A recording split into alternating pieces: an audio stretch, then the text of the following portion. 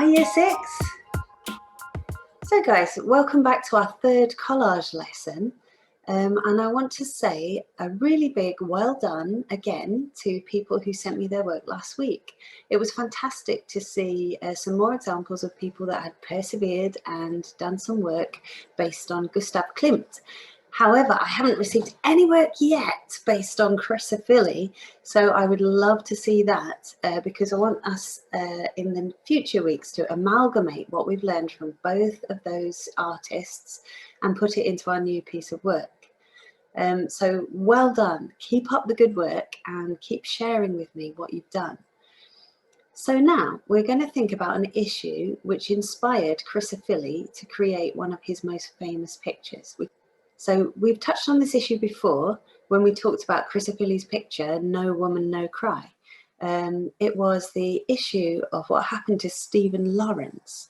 So first of all, let's have a think about what that was. Can you remember what happened to Stephen Lawrence and why Chrysophily made that picture? If you can, talk to someone at home. Okay, so I'm sure whether or not we remember the details, we remember that Stephen Lawrence was the victim of a racial crime, that he was actually murdered just because of the colour of his skin.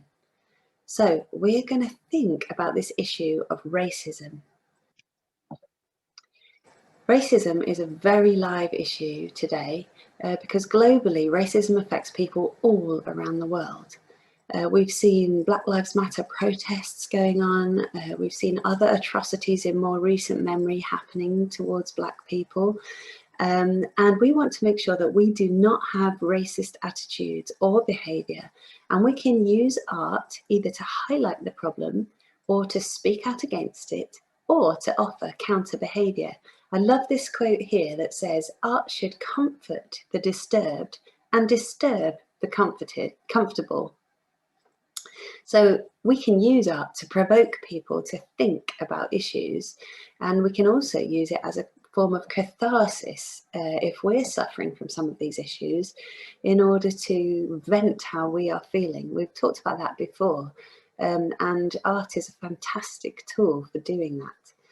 Now, I want to get us to think about racism, but I also want to widen the scope of the issues that we're thinking about a little bit.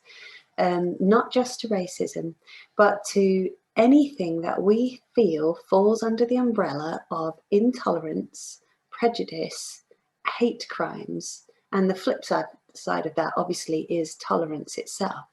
So we've talked a bit about this in class, and the reason I want to highlight this is because we can use this later on in our competition, which we've been invited to take part in by the police.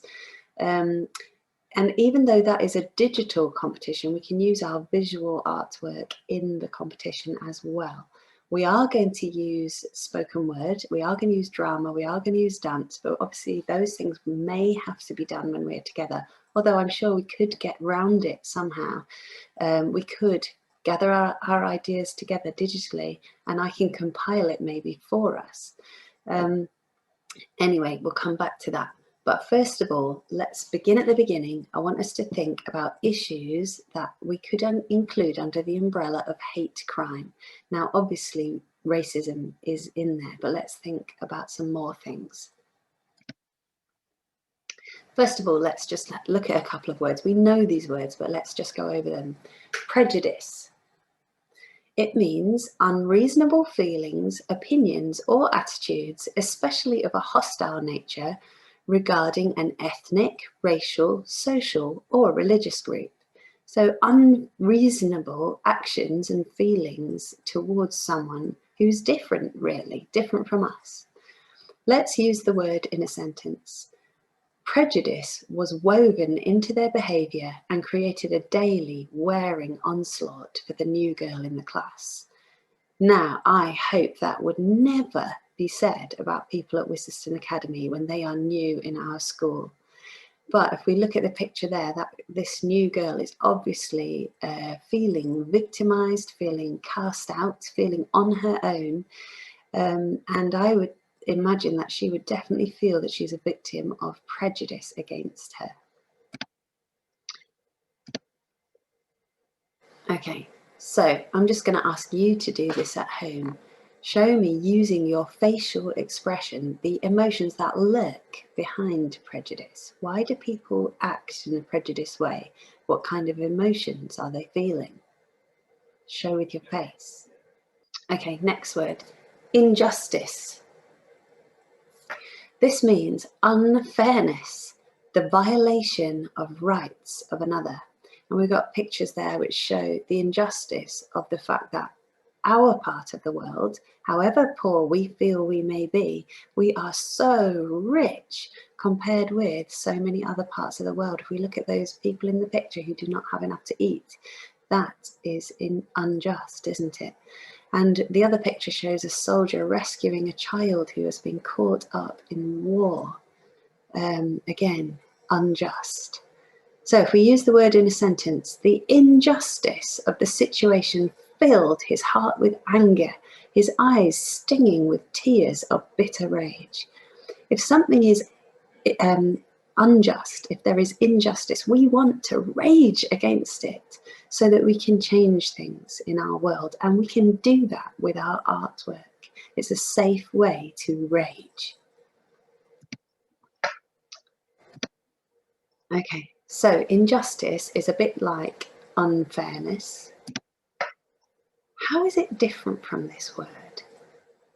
I'm just going to let you think about that one at home, so that hopefully the meaning, the depth of the meaning of injustice can sink into our hearts a bit.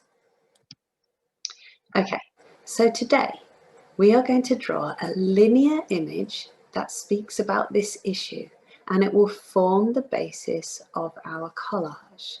Now, when I say linear, it is okay to use a bit of shading and hatching and cross-hatching if you want to, but we must think about the lines in particular, because as we realised when we did our collage this week and the week before, we need our lines to be fairly spaced apart so that we have room to collage in between. Now, we actually can use a bit of mixed media in our finished product, which will take us a few weeks. So your actual image that you draw today does not have to be the bit you collage. You could collage the background of your image, because I know collaging takes a very long time. And then you could use drawing and painting and other media for the actual picture in the middle if you want, or you could do it the other way around. So don't feel overwhelmed if you think, oh my gosh, I've got to draw something which is going to be collaged later. Let's just concentrate today on the linear aspect. So let's inspire ourselves with some visual prompts to give us ideas. This is a picture by Jean-Michel Basquiat, and this is actually a self-portrait. I thought it was a brilliant image of a strong black man who is possibly could use that as an idea of fighting against racism. A skull. Now, why would I have put a skull there? Well, I think whatever form of prejudice or hate crime we're thinking about in our picture, whichever one you choose to use, whether it's racism, whether it's homophobia, because we could talk about, we talked in class about people who in their families or in their lives have experienced homophobia because people have treated them with prejudice due to their sexual orientation. So homophobia could be something we're focusing on. It could be to do with whichever religion we choose to follow, or you might have observed somebody else receiving prejudice due to the religion that they choose to follow, even if it's not you personally. But no matter what hate crime it is, no matter what prejudice we're thinking about as the basis for our artwork, underneath every person we have the same skeleton, don't we? We are fundamentally the same as other people. When we die, we all turn to dust or turn to a skeleton.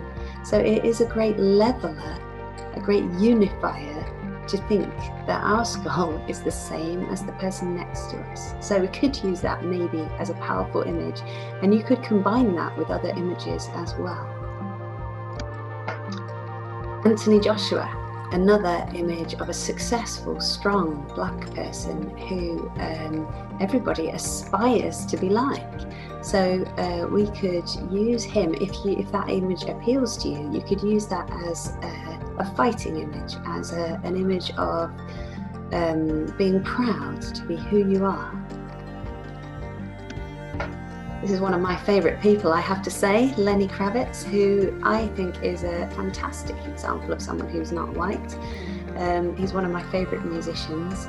And I particularly thought this image could be useful because of his sunglasses.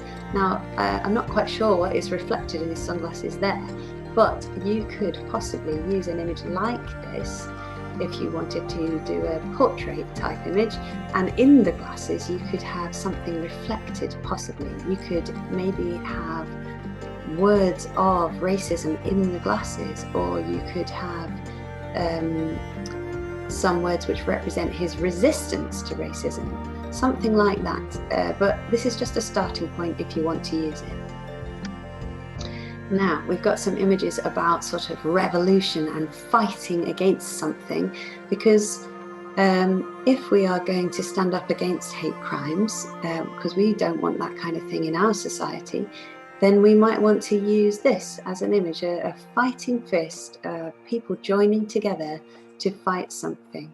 And obviously your background could show whatever it is you're fighting against. Again, similar images, speaking out against an issue, and these are quite good ones, good images to use because they are fairly simple and they might be easier for us to use. You could maybe have coming out of the mouth some collaged words, either positive or negative or both. And I like the fact that the people in this picture, the colour of their skin is different in every case to show equality. Here is a picture which might speak possibly again about the idea of female rights.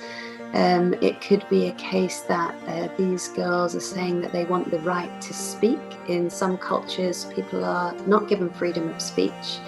Maybe these girls want freedom of speech to be educated. You may have heard of Malala, who is a very famous Muslim girl from Afghanistan, who stood up to a law which said women should not be educated, women and girls should not be educated. And it almost cost her her life because she was shot for standing up and saying what she believed. However, thankfully she survived, and she's now studying at Oxford University. But she's an inspiration all around the world for her bravery, because she stood up against what she thought was wrong and what she thought was prejudice against women. So you might want to use that kind of image if you feel strongly about women's rights. That's something you could focus on. You could actually also use this image because the girls look like they are Muslim girls. It's something which speaks about freedom to follow Islam. This one, again, I will not be silent. It's like a declaration that we will not give in. We will not sort of allow prejudice to continue. And the rainbow image here might imply that it is speaking about LGBTQ issues. So this one could be about sexuality, or if you just like the rainbow issue, you could weave that into the rainbow motif. You could weave that into your picture anyway. But if you're talking about sexuality, the rainbow by itself speaks volumes. Because of the multifaceted colours that people feel represent different forms of sexuality. I love this sort of image, the image of a bird, because birds are so free, and freedom is what a lot of the world lacks. Freedom is what we want to promote. So you could use something like this if you want to focus more on the positives. Again, another revolutionary image. Now, I absolutely love this picture because I think this girl speaks volumes through her face. I love just the shape of her headscarf that she's wearing. I love the fact that she, even though she looks afraid, she looks absolutely fierce as well.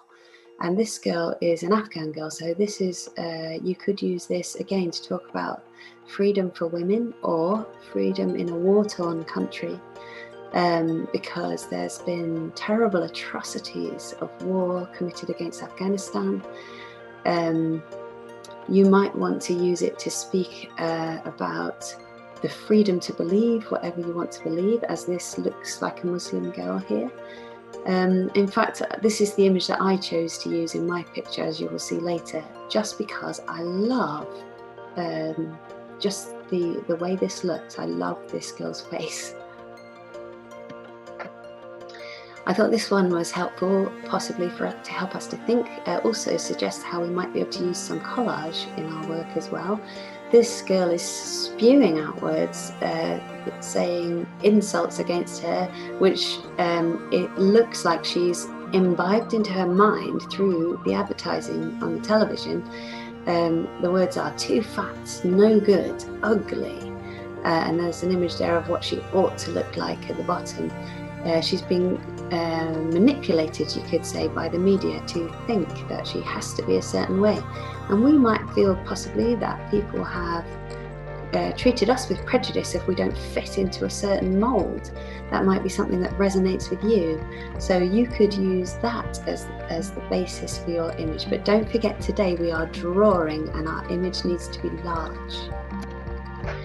This is another simple image which I absolutely love. I think it speaks volumes. We could use an eye that is crying. It could be crying about whatever issue you are focusing on.